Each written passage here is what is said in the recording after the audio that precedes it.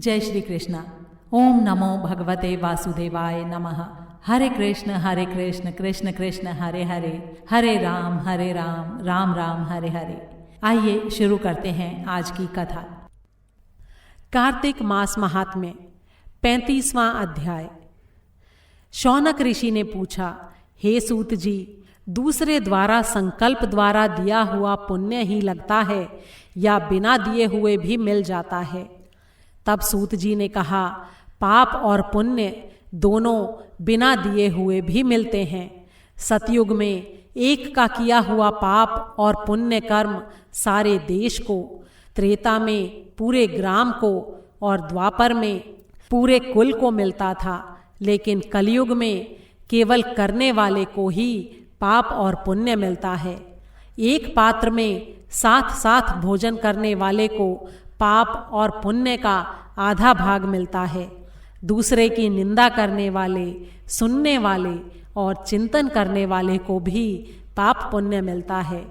दूसरे का धन चुराकर उसे दान देने वाला पाप का भागी होता है। पाप या पुण्य का उपदेश करने वाले को छठा अंश प्राप्त होता है। प्रजा का छठा अंश राजा को प्राप्त होता है। इसी प्रकार शिष्य से गुरु, पिता से पुत्र और स्त्री से पति भी छठा अंश पाते हैं, लेकिन स्त्री पति का आधा पुण्य पाती है। इस प्रकार बिना दिए भी एक दूसरे को पाप तथा पुण्य की प्राप्ति होती है। इस संबंध में अत्यंत पुण्य देने वाला एक प्राचीन इतिहास सुनो। एक समय उज्जैनी नामक नगरी में धनेश्वर नाम का ब्राह्मण उचित कर्मों से रहित, जुआरी, मदिरा पीने वाला, वेश्यागामी, रसकंवल और खाल बेचने वाला बड़ा ही पापी ब्राह्मण रहता था। वो सामान खरीदने बेचने के लिए कई नगरों में घूमता फिरता महिष्मती नगरी में गया और वहाँ पर 1 मास तक ठहरा। एक दिन नर्मदा नदी के तट पर उसने जप तप करने वाले ब्राह्मणों का पूजन और शाम को शिवजी का दीपदान महोत्सव भी देखा।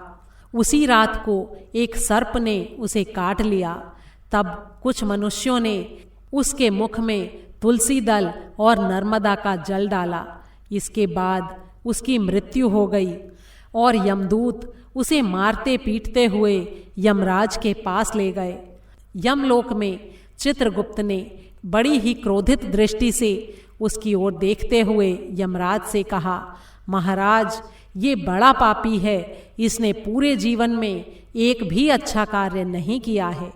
तब यमराज ने आज्ञा दी कि पहले इसे खौलते हुए तेल के कढ़ाव में डालो और उसके बाद इसे मुदगरों से मारते हुए कुंभी पाक नरक में डाल देना।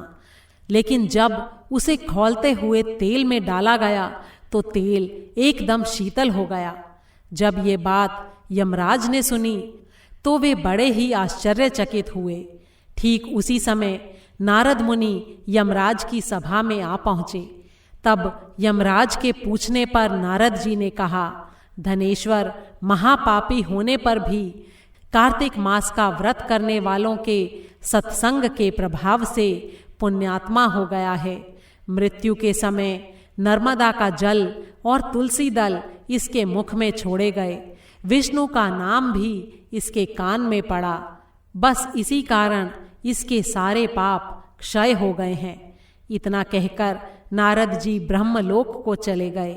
इसके पश्चात धनेश्वर कुबेर का अनुगामी धन यज्ञ हुआ, जिसके नाम से अयोध्या नगरी में भगवान गदाधर नाम का तीर्थ विख्यात हुआ।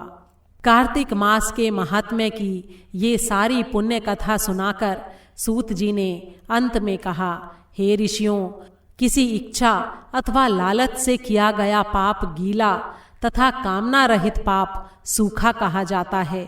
इस कार्तिक मास के व्रत के प्रभाव से मनुष्य द्वारा किए गए गीले और सूखे अर्थात सभी प्रकार के पाप नष्ट हो जाते हैं।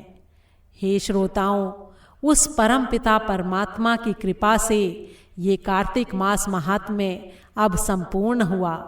जो इसके अनुरूप आचरण करेगा वो तो जीवन में सभी सुख और जन्म में मोक्ष को प्राप्त होगा ही, श्रद्धापूर्वक इसको पढ़ने, सुनने और सुनाने वाला भी असीम पुण्य फल प्राप्त करेगा।